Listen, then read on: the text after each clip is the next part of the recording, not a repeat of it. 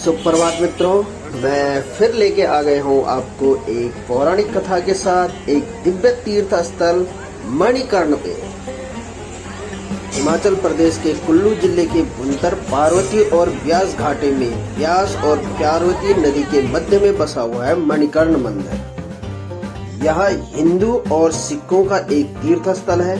समुद्र तल से 1760 मीटर की ऊंचाई पर स्थित कुल्लू से लगभग 45 किलोमीटर की दूरी पर है। यह देखिए कला का प्रदर्शन, कितना खूबसूरत मंदिर दिख रहा है सामने। और यहाँ पे बहुत सारे मंदिर है, राम मंदिर है, शिव मंदिर है, पार्वती जी का मंदिर है और गुरुद्वारा है। यहाँ पे यहाँ पश्चिम में शीत और गर्म जल का सरोवर है और पूर्व में ब्रह्म गंगा है। चलिए फिर मंदिर में प्रवेश करते हैं। सबसे पहले प्रसाद ले लेंगे, तो प्रसाद अंदर ही मिलेगा। चलो अंदर चलते हैं। सामने दिख रहे हैं नंदी महाराज और मंदिर का प्रवेश द्वार। चलो अंदर चलते हैं। यहाँ पे देखिए शिव भगवान की रौद्र रूप वाली तांडव करते हुए मूर्ति लगी हुई है। और अंदर चलते ही देखते हैं प्रसाद देखते हैं। यहाँ पे देखिए तप्त कुंड दिख रहा है और यहाँ पे धरती इतनी गर्म है कि आप नंगे पैर नहीं चल सकते। हमने मोजे पहने हुए है, जल भी गर्म है। चलो पहले प्रसाद ले लेते हैं, फिर आगे। अच्छा, कितनी देर में पक जाएंगे इसमें? 15 मिनट में। अच्छा, कितने की पोटली? 20 रुपए की। प्रसाद हमने ले लिया। ये देखिए बर्फीली ठंड में भी पानी खोल रहा है। यहाँ पे लंगर लगते हैं और लंगर का सारा खाना इसी खोलते हुए पानी में बनता है। ये देखिए हमने प्रसाद इसी में पकाएंगे अपना। और अपने प्रसाद में लिए चने, और चने हमने यहाँ पे तप्त कुंड में डाले हुए हैं। लगभग 15 मिनट के बाद ये तैयार हो जाएंगे। ये मेरे मित्र भी प्रसाद पकाने के लिए तप्त कुंड में डाल रहे हैं। जब तक हमारा प्रसाद तैयार होता है हम मंदिर के दर्शन करेंगे, और मंदिर के दर्शन करने के बाद जब हम आएंगे तो हमें प्रसाद तैयार मिलेगा। भगवान का आशीर्वाद और प्रसाद हमें यहाँ पे मिलेगा। ये देखिए बाहर से कुछ नज़ारा इस प्रकार से दिखता है मंदिर का। और शंकर जी की मूर्ति है, सामने नंदी महाराज है और ये मंदिर है मणिकर्ण मंदिर। सामने पर्वत श्रृंखला ये है, हरेंद्र नामक सुरमय पर्वत श्रृंखला है ये। और यह जो तप्त कुंड का गर्म पानी है, विज्ञान की माने तो यह गंधक युक्त होता है। अगर इससे स्नान करे, किसी को चर्म रोग होता है या गठिया वायु होती है तो उसका इससे स्नान करने के बाद आराम मिलता है। ये देखिए अंदर का दृश्य। पंडित जी से यहाँ थोड़ा सा वृत्तांत पूछिए। यहाँ पे पार्वती नदी का वेग बहुत तेज है और इतनी तेजी से आवाज करती है कि सामने से सुनने में भी दिक्कत होती है, बहुत तेज आवाज है। चलिए यहाँ की पौराणिक कथा पंडित जी के मुख से श्रवण करते हैं कि यहाँ का नाम मणिकर्ण क्यों पड़ा। पंडित जी प्रणाम। मंदिर के बारे में थोड़ी सी जानकारी दीजिए। पहले को अगर विस्तार से आपको चाहिए तो सामने आपको मणिकर्ण के बारे में मिल जाएगा। और दूसरी बात है कि संक्षेप में मैं सुनाऊँ, एक समय पुराने जमाने की सूचना माता पार्वती और भगवान शंकर के स्थान पर तपस्या करने के लिए आए थे। एक समय में यहाँ पर जल क्रीड़ा यानी स्नान इत्यादि कर रहे थे तो माता पार्वती के कान का आभूषण उनके कान की एक बाली कहीं जल में गिर गई। भगवान शंकर ने अपने गणों को आदेश दिया कि उस बाली को खोज लाइए, लेकिन वो जल के रास्ते जो कि पाताल तक जा पहुंची थी। अतः भगवान की लीला के कारण वो उन गणों को ना मिल सके। इससे भगवान शंकर को क्रोध हुआ कि मेरे बाली कहाँ जा सकती और गण मेरे कैसे असफल हो सकते हैं।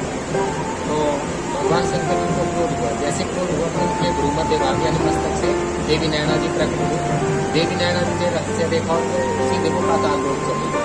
पाताल लोक में शेषनाग जी को बतलाया कि ऐसे ऐसे पृथ्वी पर माता पार्वती की बाली खो गई है और भगवान शंकर जी ने क्रोध प्रकट किया। तो शेषनाग जी ने देखा कि वो बाली जो है जल के रास्ते पाताल तक आ पहुंची है। तो शेषनाग जी ने स्वयं नीचे से एक जहरीली अपनी फुटकार छोड़ी और एक उबलते हुए जलता एक फुहारा, एक स्रोत फूट पड़ा। उसी स्रोत के साथ माता पार्वती की बाली और दूसरे कई सारे आभूषण ऐसे बाहर निकल पड़े। माता पार्वती ने सिर्फ अपनी बाली ली और जो दूसरे आभूषण गहने निकले थे उनको पत्थर हो जाने का श्राप हुआ। कहते हैं कि जो यहाँ के पत्थर हैं ये उसी समय के रतन निकले हुए थे और माता पार्वती के श्राप के कारण ये जो है पत्थर हो जाते हैं। माता पार्वती के कान की बाली, कान का आभूषण, कान की मणि यहाँ खो गई थी और वो बाद में मिली। इसी कारण इस स्थान का नाम जो है मणिमंदिर पड़ा। समय समय पर अनेकों साधु संतों ने स्वयं सिखों के परमात्मा गुरु नानक देव जी ने यहाँ पर तपस्या की और अनेकों साधु संतों ने अच्छे अच्छे यहाँ पर फल और सब लोगों को समझाए। और आज भी देखिए कितना मेला और खासा लोगों का लगा रहता है। इसका ज़्यादा का अच्छा लगता है।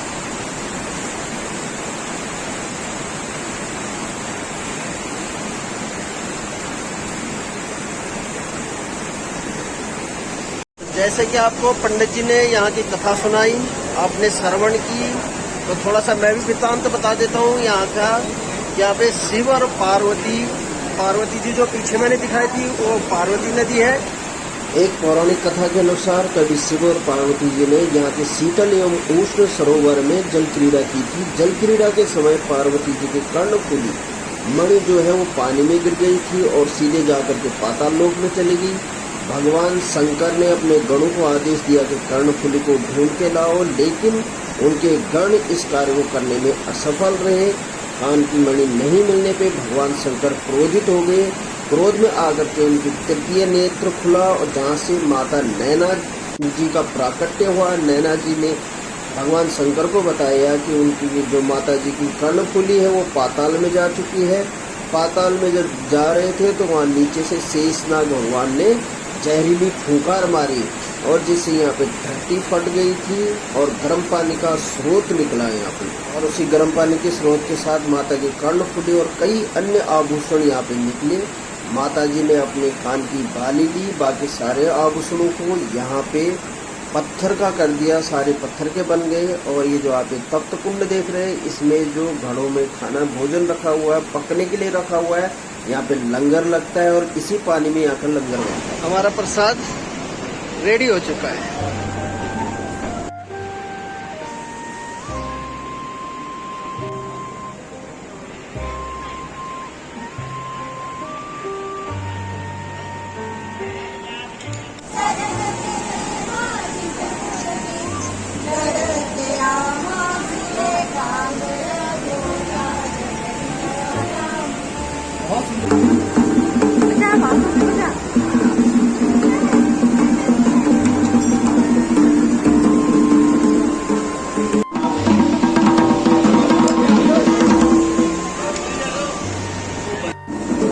माता की डोली जिसके आप दर्शन कर रहे हैं वो है देवी महाकाल नैना उग्रतारा नेत्र चांद वाक्या शम्स।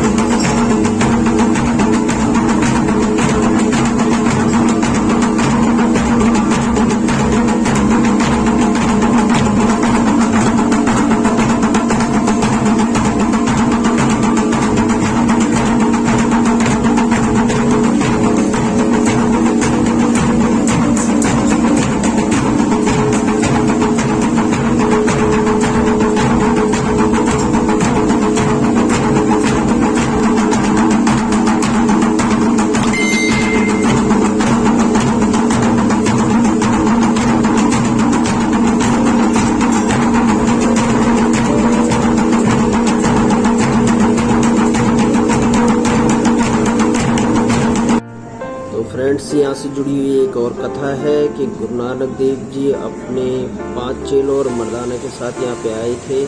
उन्होंने यहाँ पे तपस्या की थी। इसका वर्णन त्वरित गुरु खालसा में मिलता है।